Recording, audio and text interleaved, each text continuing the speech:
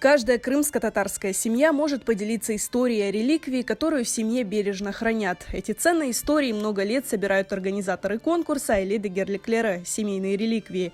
Десятки крымских школьников ежегодно презентуют здесь истории своих семей. Конкурс проводится ресурсом Козайден Медиа совместно с Министерством образования. В этом году конкурс состоялся уже 14-й раз.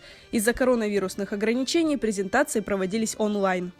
Поскольку называется он конкурс мультимедийных технологий, а технологии не стоят на месте, я рада, что наш конкурс тоже движется вперед, благодаря технологиям, выходит на новый уровень.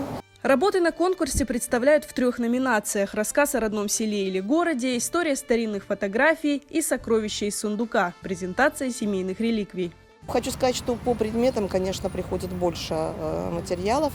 В семьях сохранились очень уникальные вещи, как ювелирные изделия, так и посуда, вышивок очень много. Очень хорошие работы бывают, как правило, по фотоальбомам, потому что в семьях, я думаю, фотоматериалы и документы – это максимально, что сохранилось после депортации. Мен сефер айле дегерликлери ярышыны пек büyük bir sabırsızlıkla bekleyim. Çünkü ballar vakit şaşırtmaktan bezmiler demege mümkün.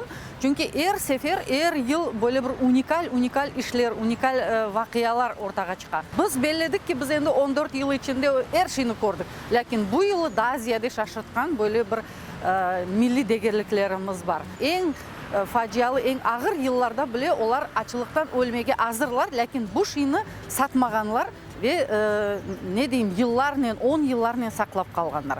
Bu yarışının büyük emniyeti şunda ki balalarga milli degerligimizge, milli hazinemizge bir saygı, sevgi aşılaydı.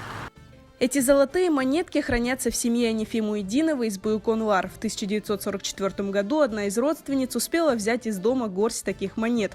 Во время депортации они спасли семью от голода, а оставшиеся несколько монет стали семейной реликвией. Другая участница Фатиме Юсупова поделилась историей своей бабушки, известной поэтессы и переводчицы Пирае Кадризаде, дочери выдающегося деятеля крымско-татарской литературы Абдурамана Кадризаде. В семье сохранилась тетрадь, в которой Пирае Ханым записывала свои воспоминания.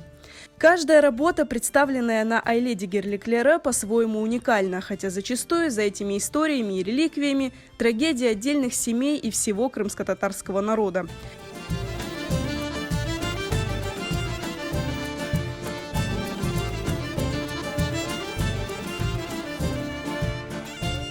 Все презентации размещаются на портале Козайден Медиа, где хранятся истории каждой реликвии, собранные за 14 лет проведения конкурса.